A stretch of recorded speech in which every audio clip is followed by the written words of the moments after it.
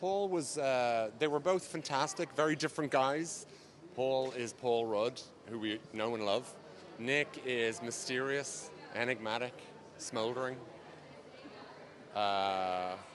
Great team together. They really kind of sparked off each other in a very cool way. So it was lovely to work with them.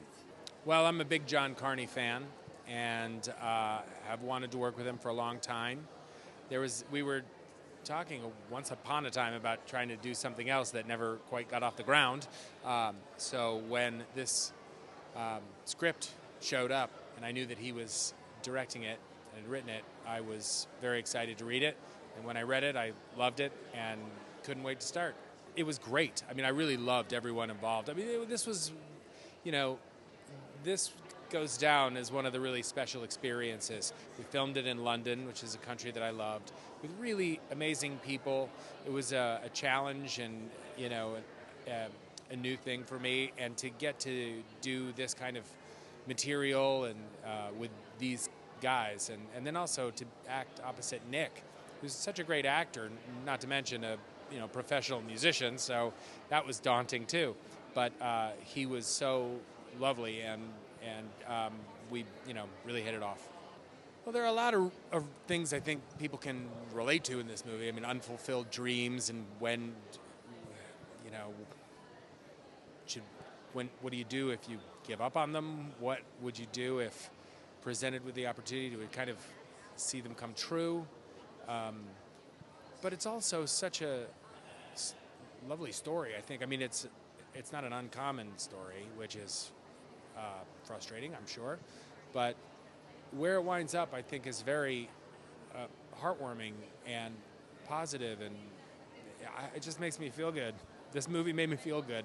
And when I watched it, I was like, I really hope people see it. I really hope people go to a theater to see it and experience it kind of with a group. The music really adds to the kind of communal experience.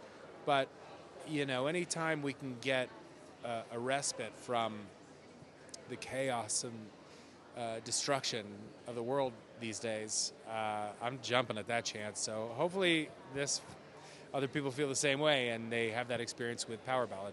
Well, my team reached out to me and told me that they had heard that John Carney was working on a new idea for a film. He's working on a script and told me the log line, and I just absolutely loved the concept.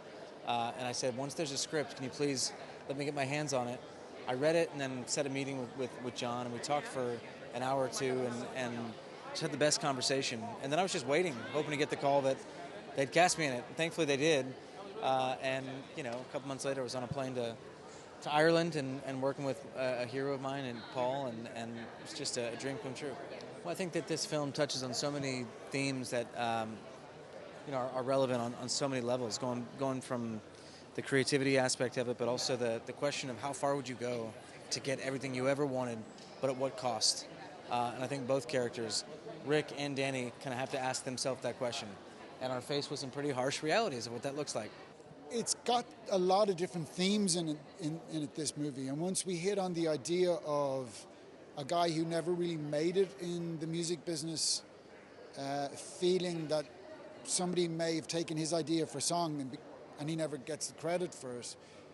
Whoa, that's there's so many boxes you're ticking there in terms of feelings of failure, success, what you gave up, how you rewrite your own past narrative.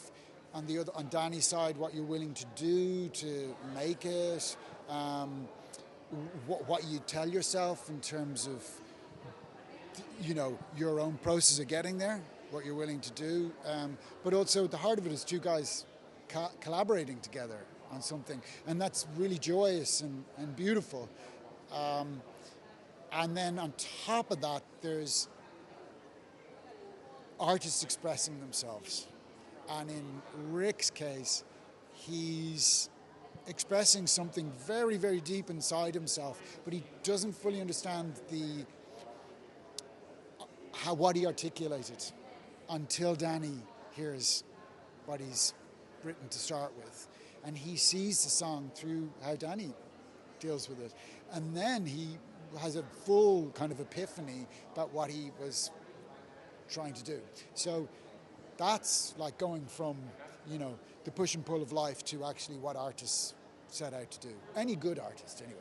Yeah. I did have to work with Paul, and it was a joy. I mean, I was so lucky. I've watched him my whole teenage years and my whole career. I've kind of just followed his career and enjoyed everything.